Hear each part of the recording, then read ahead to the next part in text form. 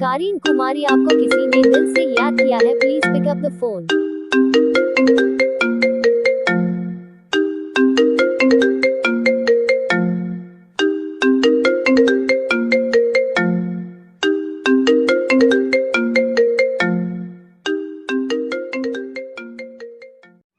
किसी भी मोबाइल की रिंगटोन के साथ अपने नाम की रिंगटोन बनवाने के लिए अपना नाम कमेंट में लिखें और चैनल को सब्सक्राइब जरूर करें। आपको रिंगटोन अच्छी लगी हो तो चैनल को सब्सक्राइब जरूर करें, वीडियो को लाइक करें और ऐसे ही रिंगटोन बनवाने के लिए कमेंट करें। Thank you.